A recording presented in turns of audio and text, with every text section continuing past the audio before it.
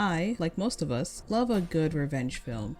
We all share the same satisfying feeling of watching someone get their justice after being wronged. So imagine my joy when I rediscovered a revenge film that I watched years ago.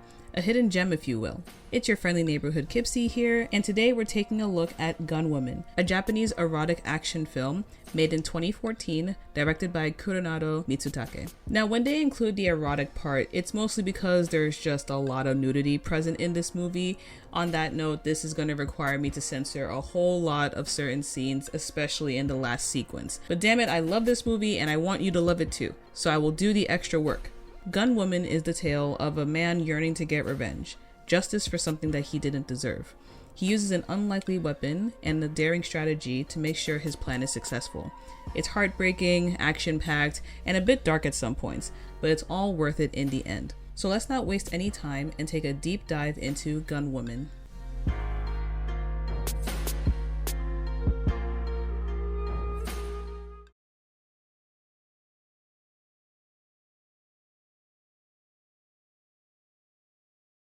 Hey guys, so it's been a few months since the last video. I made a post about it, but I was studying to take the LSAT in January and gave myself the rest of the month to complete this video. And we have upgraded since the last time we've seen each other. Look, we have a new background. This is my actual room that you would see on my Twitch streams. I was starting to dislike the old background and thought this would be a cool retouch. I also have new stills for my OC, and otherwise it feels good to be back. And I'm currently working on the first exclusive Patreon only video as we speak. So now that I've given you the rundown for my stuff, let's get into the recap. The movie starts off with a woman taking a shower, the camera getting closer to her. Suddenly a gun is pulled out and we realize we're viewing the POV of a gunman. He shoots her down and we're shown his face. And from here on out, he's only known as the assassin. The assassin leaves the house and gets into his getaway car. We get a mini montage of the driver and the assassin driving to their extraction point. The driver, who remains unnamed, asks the assassin if he's heard about the Hamazaki story. Hamazaki was a political figure in Japan, notably with a psychopath for a son. We get an introduction to the son, the driver explaining that young or old, woman or man, all of his victims would usually end up dead. No matter what he did or how many people he wronged, Hamazaki's people were able to get rid of all traces of evidence, and he always got away with it. When Hamazaki died, his son inherited his estate and money, but under the condition that the son doesn't live in Japan anymore. The son wasted no time, traveling the world, and his reign of terror only increased from there. His pastime of choice? Sexual degeneracy and assault on women, usually sex workers. He landed in Los Angeles and has resided there ever since. Side note, Hamazaki's son is never given a name in this movie. Matter of fact, majority of the cast remains nameless. And it's gonna be a mouthful to say Hamazaki's son the whole entire time, but what can I do? The driver mentions that a certain doctor from Japan held a grudge against Hamazaki's son, because unfortunately, the doctor's wife became Hamazaki's son's next victims. Trigger warning for this scene, though I will not go into extreme detail. The following does have mentions of sexual assault and battery. These are timestamps for when the explicit details are done being discussed. And here we go. The doctor's wife, Kyoko, is seen being dragged into a room as Hamazaki's son makes his way in. He starts to restrain Kyoko, beating her and choking her until she's injured enough not to fight back anymore. He proceeds to rape Kyoko as the bodyguards drag the restrained doctor into the room. He's forced to witness his wife being brutally assaulted. The doctor attempts to fight back against the guards, but one of them kicks his leg so hard that it snaps backwards. Immobilized, the doctor can do nothing as Hamazaki's son finishes his assault and snaps Kyoko's neck, killing her instantly. Hamazaki's son stands over the doctor. We think he's about to die, but Hamazaki's son says, "You must live. Live and tell the world what I am. I am a legend." To add insult to injury, Hamazaki's son pees on the doctor and kicks him in the face as he laughs maniacally at him. We find out Hamazaki was the doctor's patient, visiting the doctor because he had stage 5 cancer. When he died, the son blamed the doctor, thinking he killed Hamazaki on purpose. So that's why he did this, his own twisted way to avenge his father. The driver heard rumors that the doctor ultimately jumped off a building after the incident, but the assassin corrects him, claiming that the doctor was actually still alive and was planning his revenge against Hamazaki's son. But how can this doctor, who, as we will see, is crippled, get his revenge on such an untouchable person like Hamazaki's son? Well, according to the assassin, he was a mastermind. This is where we get into the main story. We watch the doctor driving his car. He gets out and we see his new look. Since the incident, he needs a cane to walk and his left eye is severely injured. He walks into a warehouse and he meets a man inside. They look at pictures of women, coming across one that catches his eye. We learned that her name is Mayumi. She was a normal girl in Japan living a normal life. Unfortunately, the men she dated solely brought her into the world of drugs and prostitution. She was eventually sold to be trafficked in America. The doctor chooses Mayumi and she's brought out to meet him. Later, the doctor arrives at his warehouse carrying Mayumi over his shoulder, which is pretty impressive considering his leg. You'll notice that a lot of parts in the movie are filmed freehand, so there's barely any still shots. The cameraman is constantly at work. It gives the movie an early 2000s feel, even though it was released in 2014. Since it was low budget, Kuronado Mitsutake's production process only took about 7 to 8 months total, 12 days total to actually film, with actress Asami, who plays Mayumi, being in America for 3 weeks to train and shoot for her parts. Okay, by now we're 12 minutes into the movie, and a whole lot just happened. The stuff that happens from here to the 35-minute mark doesn't require me to give you a step-by-step recap, so here's all you need to know. Mayumi is kept chained into a corner of the warehouse. We see her going through hard withdrawals. Mayumi doesn't speak a word in most of the film, but we'll get to that soon. The doctor continuously helps Mayumi even though she refuses at first. Finally, after some time, Mayumi accepts the food that he makes for her and she slowly turns out for the better. The doctor explains to Mayumi that he brought her here as a tool for his plan for revenge. If she fails his training, he will send her back to her traffickers. We go through her training process via a montage. From struggling to even throw a punch to now looking like a semi-pro MMA fighter, Mayumi completely transforms. Mayumi is also taught how to handle, shoot, disassemble, and reassemble a handgun. In addition, the doctor has an interesting way of helping Mayumi understand the importance of accuracy. He brings out a blonde woman, presumably another trafficked woman he bought. Mayumi is about 5 meters away, tied to the wall, and the doctor gives the blonde woman a gun and orders her to shoot Mayumi. The woman shoots 5 times and misses completely. Like, not a single bullet even comes close to Mayumi. さらに言えば、訓練を積んだ者の中でも動く標的を仕留めることができるのはごく一部だけだ。忘れるな。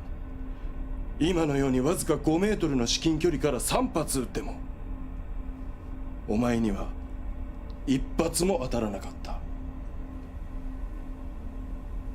The doctor had also hired a trainer to fight with Mayumi during the training montage. We get a small scene where the doctor pays the trainer after his work is done, but suddenly the doctor pulls out his gun and shoots him down as he runs away. Now, it's never explained why he does this, but I assume he doesn't want to risk any loose ends. He probably has to explain even briefly to the trainer about why he's asking him to train Mayumi and doesn't want to risk the trainer betraying him, taking the money, and snitching to Hamazaki's son to stop this plan. Soon after, the doctor has a random slab of meat on the table with slices in it, as well as pieces of the handgun wrapped in plastic. He instructs Mayumi to put the gun pieces in the slices, then she has 20 seconds to take the pieces out, unwrap, reassemble the gun, and shoot the target next to her. Mayumi successfully completes this in 19 seconds. You may be thinking, why do this specifically? Why the plastic wrapping and the raw beef? We're given the doctor's revenge plan in full detail. Sit tight because this is where the craziness starts. Hamazaki's son frequents a place called The Room. It's an ultra-secret location where filthy rich men have access to less than ideal hobbies. Trigger warning here. The room is for necrophiliacs. Yeah, baby. The owner provides dead women's bodies for his clients through providers, and the clients have to follow these specific requirements when visiting the room. They must walk in naked for a thorough examination for weapons. Their bodyguards are not allowed inside the room nor near the area until their appointment is done. Oh, and cannibalism costs extra. Let's just say Hamazaki's son pays extra. The doctor was able to bribe one of these providers for the room and got word that Hamazaki's son is going to be there in a few days. His plan is to surgically insert pieces of a handgun into Mayumi. Then he will put Mayumi in a dead-like state and she'll be transported into the room. Once she wakes up, she'll have to open the stitches, reassemble the gun, and Mayumi will have exactly 22 minutes to kill everybody in the room, especially the owner of the room and Hamazaki's son. Otherwise, at the 22-minute mark, she will die from blood loss. Once she's completed the mission, and if she still has time, the doctor's best friend will arrive at the location to give her an emergency blood transfusion to keep her alive. Insanity is not enough to describe this plan. Several things could go wrong, but considering the circumstances, I have to say it's really the only thing that can work. Let me explain. Assuming the average person wouldn't be able to get anywhere near Hamazaki's house, running up and trying to shoot at him is probably not going to work. It'd also be pretty hard to snipe at him from, 300 meters out? So that plan's out the window too. He's surrounded by security 24/7 with guns. There's no way you can catch him off guard if he's going to go shopping or visiting the local trap houses. And I'm sure a plan to poison him is also not going to be feasible if his guards do any sort of pre-check before he eats anything. Well, why can't you just grab a gun from inside the room instead of putting a gun inside her? Well, all the guns in the room are fingerprint enabled. So if your fingerprint doesn't belong to the room's database, it won't shoot. In addition, it'd be much more difficult to have Mayumi pose as someone working for the room. I'm sure there's an extremely thorough background check for who's employed there. They're not just gonna let any random person inside simply because they claim to work for them.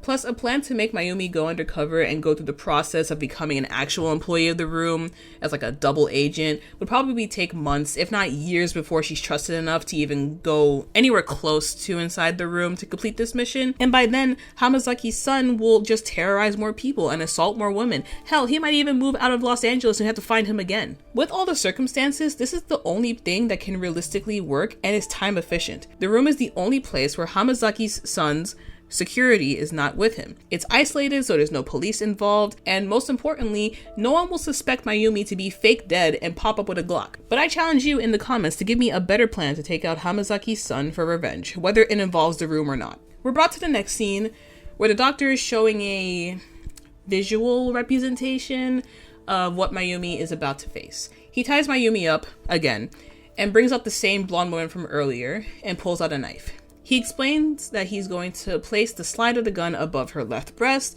and the body of the gun in her right torso. The doctor then cuts the blonde woman on those parts and starts the 22-minute timer. この女はお前とほぼ同じ体積だ。自分に何が起こるか知っておくことで多くの危険を回避することができる。大量の出血が始まると脳は体にシャットダウンの指令を出す。ここで気を許すと気を失ってしまうわけだ。ショックと戦え。気を失ったら作戦は失敗だ。10分経過。だいたい体から半分の血液がなくなっている。運動能力の低下はもちろん脳みそにも血が回らなくなっている。酔ったような悪い夢の中にいるような現実と妄想の区別がつかないような状態になる。気をつけろ。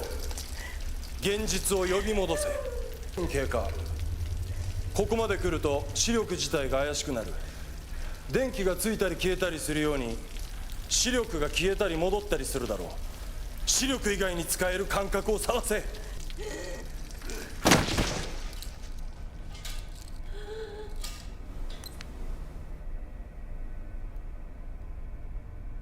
22分経過。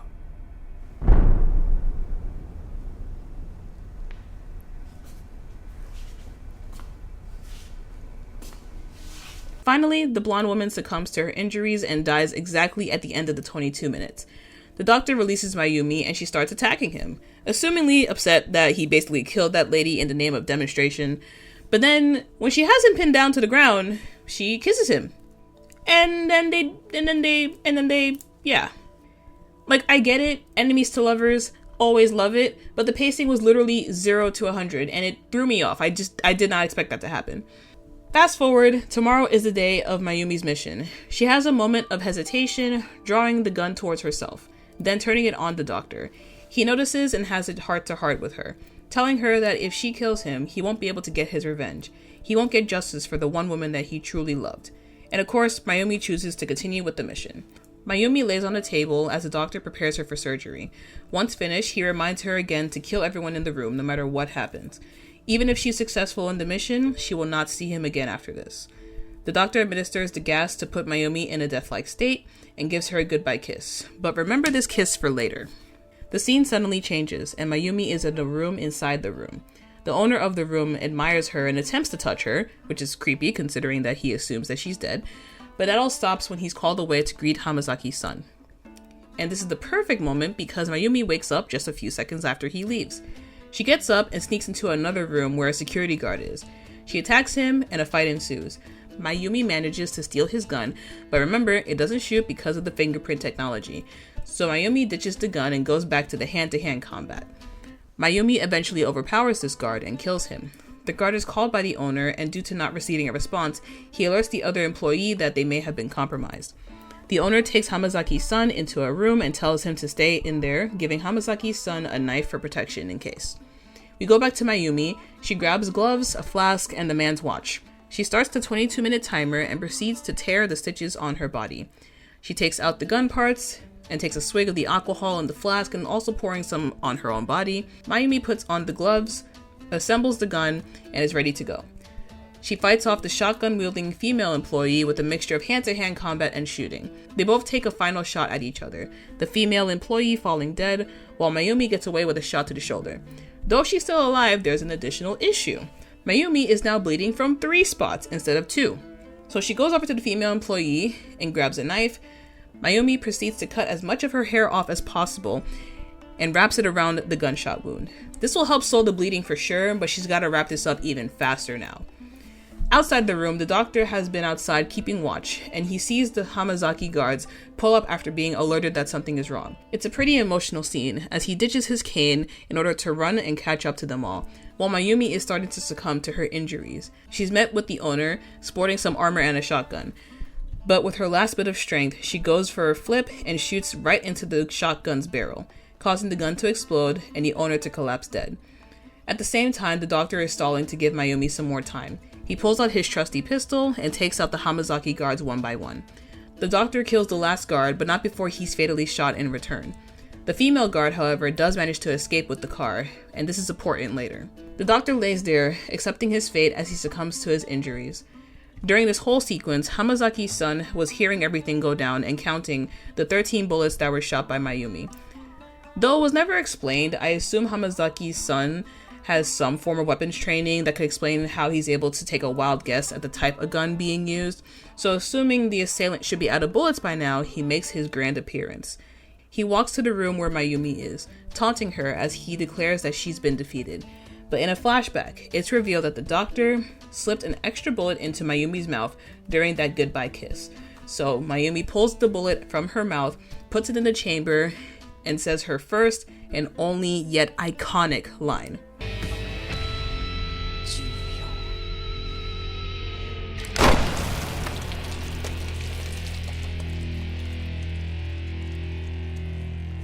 The scene transitions and we see my girl Mayumi walking out with Hamazaki's son's head in hand. The doctor said kill the bastard, and she made sure. She's bloody and weak, but her mission and the doctor's revenge is complete. She stumbles upon the doctor's body on the ground and lies by his side. Shortly after, a van pulls up and the doctor's best friend, dressed in a hazmat suit, comes out and takes her inside the back of the van. Mayumi is given the blood transfusion, saving her from death. And the friend pulls off his mask, and it's revealed that the friend is really the assassin telling the story in the car from the beginning. We're brought back to the duo in the car, and the driver reveals that he was sent to be the assassin's driver on purpose. Somehow, Hamazaki's son had a son, so now Hamazaki's grandson wants revenge himself. So he hired the driver to go undercover and find Mayumi's location. The assassin reluctantly gives the driver directions to where he's meeting with Mayumi, and they end up in another warehouse. Mayumi comes out of nowhere and pops the driver in the gut. She's rocking a beautiful outfit and a new haircut. The assassin explains to the injured driver that the doctor was his son's doctor, curing the assassin's son from a disease he only had a 5% chance of surviving. The driver asks about the assassin's job earlier in the movie, and it turns out the woman that he killed in the opening scene was the female Hamazaki guard that escaped. The driver dies to his injury, and the assassin turns to Mayumi, asking, Need a job? To which Mayumi pleasantly responds with,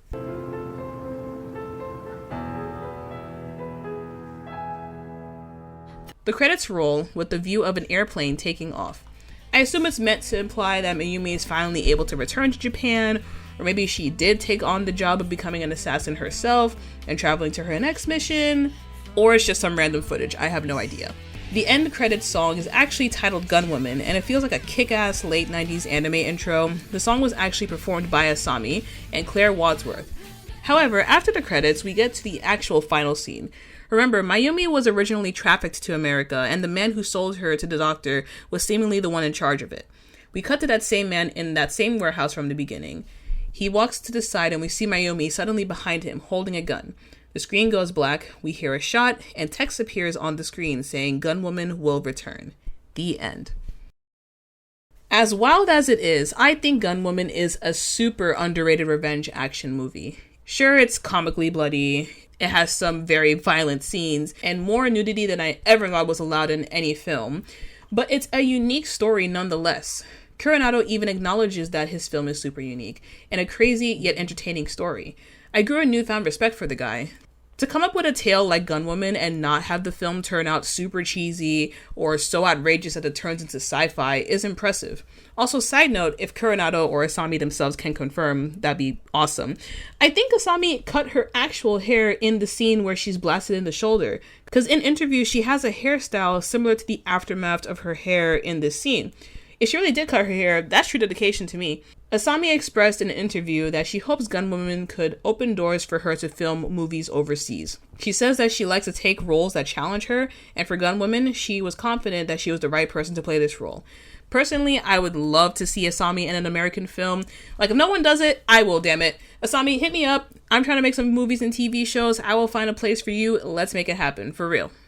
I feel like the beauty of the movie is in its realistic portrayal. There wasn't any flashy camera work. Mayumi barely had any plot armor here. Like, she wasn't fighting as if she was immune to the profuse bleeding. In addition, there weren't any gaps that suddenly allowed the mission to be easier for her. Hamazaki's son as a villain is also done super well. He's not the boogeyman, he's just a stupidly rich man who abuses his power and money to satisfy his sadistic desires due to a lack of consequences. He's a very realistic villain. There's people in the world similar to Hamazaki's son, whose crimes have been exposed to the public, and others who are still hidden. While I don't think there's going to be a Gunwoman 2 or a TV show to expand on the story, I would love to see another movie similar to Gunwoman. But that's all I have for my recap on Gunwoman. I had a great time revisiting this film, and I hope you guys loved this recap. Gunwoman is available to watch on Tubi right now, so show some love to the man Kuronado Mitsutake, as well as the beautiful and talented Asami. If you want to support me and the channel, that can be done with a like, share, and especially a click of the subscribe button, because I have more videos coming your way very, very soon. 3 more, actually, in the next few weeks to be exact. I appreciate you all for sticking around for this recap. If you'd like to follow me on my other socials, those links will be in the description, including my Patreon link. Hope to see you in the next video. Stay safe, stay beautiful, and treat yourself to a donut this week. Bye!